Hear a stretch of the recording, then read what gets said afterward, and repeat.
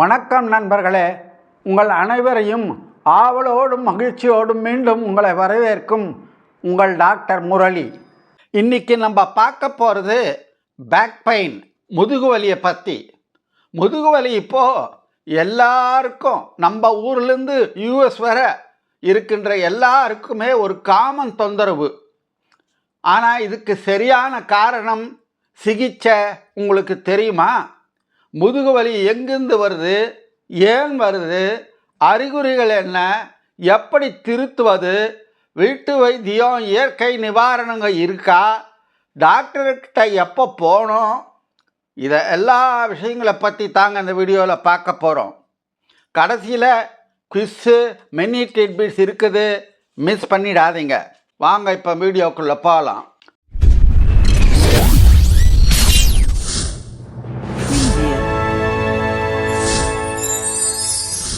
முதல்ல வலிக்கிற இடம் என்ன வகைங்க?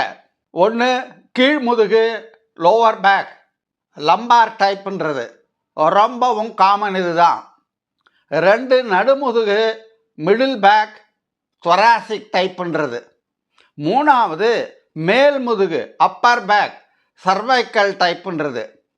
இந்த வலியானது ஒரு குறிப்பிட்ட இடத்துலையே லோக்கலைஸ்டாக இருக்கலாம், இல்லை சயாட்டிக்கா போல் ரேடியேட்டிங்காக ஒரு இடத்துலேருந்து மற்றொரு இடத்துக்கு போகலாம். முதுகு வலிக்கு காரணங்கள், காசஸ், முதல்ல வர்றது புவர் பாஸ்டர், மோசமான சரியில்லாத தோரணை, ரொம்ப நேரம் உட்கார்றது, ரொம்ப நேரம் குனியறது, இதெல்லாம்.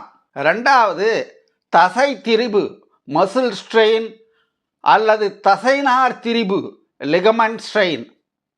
3வது டிஸ்க் பிரச்சனைகள், அதாவது வட்டு பிரச்சனைகள், ஸ்லிப்டு டிஸ்க், நழுவிய வட்டு, ஹெர்னியேட்டட் டிஸ்க், இடம்பெயர்ந்த வட்டு.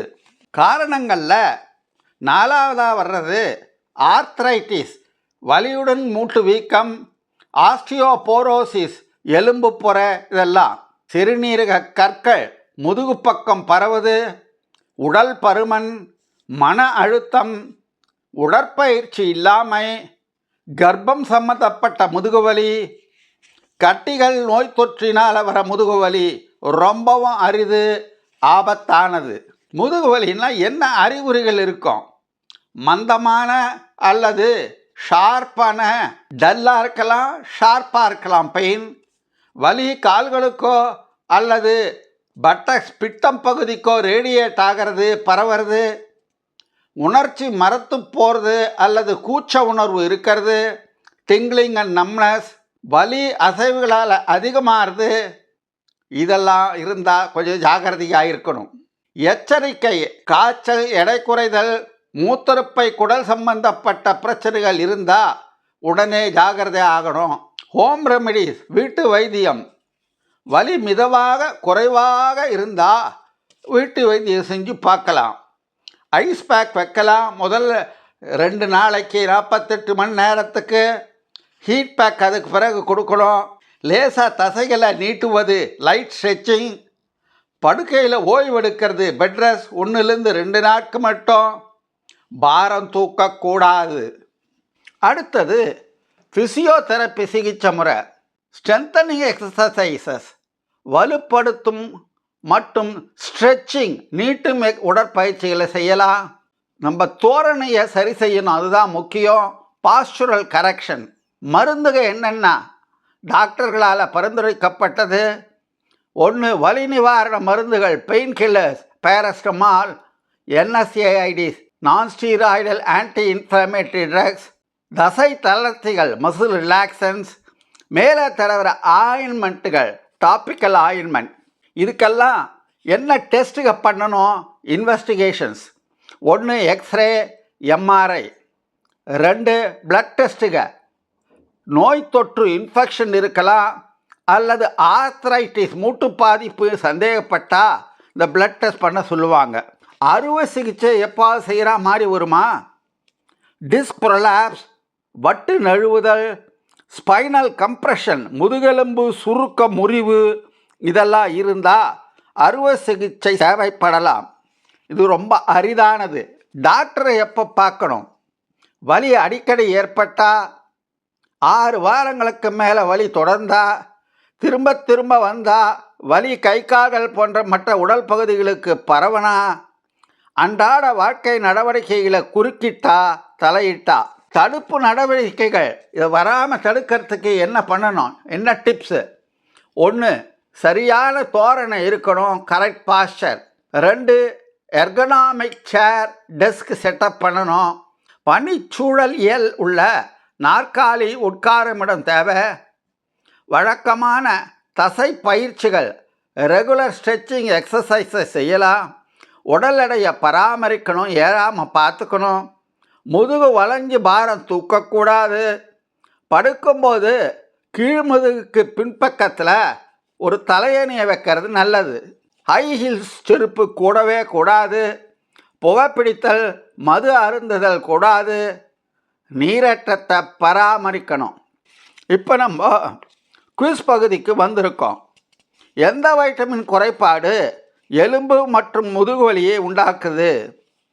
Vitamin A, vitamin D, vitamin K, vitamin B12. போன வார குவிஸின் விட வைட்டமின் இ.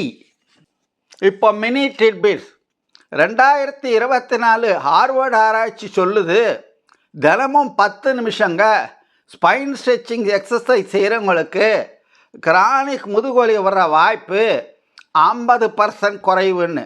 6 வாரத்திலேயே முதுகு வலியை அலட்சியப்படுத்தி அது நாள்பட்ட தொந்தரவு கொடுக்குற பிரச்சனையாகலாம். அதனால் எடுத்த உடனேயே முதுகு வலியை கவனிக்கணும். சுலபமான வாழ்க்கை முறை மாறுதல்களை கடைப்பிடிக்கலாம். தேவைப்பட்டால் டாக்டரை கலந்து ஆலோசிக்கலாம். உங்களுக்கு குவிஸினுடைய கமெண்ட் பாக்ஸில் போடுங்க. எத்தனை பேர் சரியாக போடுறீங்கன்னு பார்க்கலாம். உங்கள் சந்தேகங்கள் சஜஷன்ஸையும் அந்த கமெண்ட் பாக்ஸில் போடுங்க. பதில் சொல்ல காத்துட்ருக்கேன். இந்த வீடியோவானது மெடிக்கல் எஜுகேஷன் பர்பஸுக்காக தயார் செய்யப்பட்டது. ப்ரொஃபஷனல் மெடிக்கல் கவுன்சிலிங்கோ, டயக்னோசிஸ்க்கோ, ட்ரீட்மெண்ட்டுக்கோ இது ஒரு மாற்று அல்ல. தேவைப்படுவோர் அருகிலுள்ள மருத்துவமனைக்கு சென்று தங்களுக்கு தேவையான ஆலோசனைகளை, ட்ரீட்மெண்ட்டை பெற்றுக்கொள்ள வேண்டும். காணொளி உங்களுக்கு பிடித்திருக்கும் என்று நினைக்கிறேன். லைக் பண்ணுங்கள், சப்ஸ்கிரைப் பண்ணுங்கள், பக்கத்தில் இருக்கிற பெல் பட்டனை அழுத்தி ஆலை டிக் பண்ணுங்கள். அப்போ தான் எல்லா நோட்டிஃபிகேஷன் உங்களுக்கு உடனுக்குடனே வந்து சேரும். ஷேர் பண்ணுங்கள். உங்களுடைய கமெண்ட்ஸை, டவுட்ஸை, சஜஷன்ஸை கமெண்ட் பாக்ஸில் ட்ராப் பண்ணுங்கள். அடுத்த வாரம் உங்களுக்கு எந்த டாப்பிக்கை பற்றி டிஸ்கஸ் பண்ணலாம் அப்படின்றதையும் கமெண்ட் பாக்ஸில் போடுங்க. நமது சேனலின் வீடியோக்கள் எல்லாமே ஒவ்வொரு வாரமும் சனிக்கிழமை சாயந்தரம் 4 மணிக்கு தவறாமல் உங்களை வந்து சேரும். என்னுடன் இணைந்தமைக்கு மிக்க நன்றி. மீண்டும் அடுத்த வாரம் உங்களை ஒரு இன்ட்ரெஸ்டிங் டாப்பிக்கோடு வந்து சந்திக்கிறேன். Until then, bye.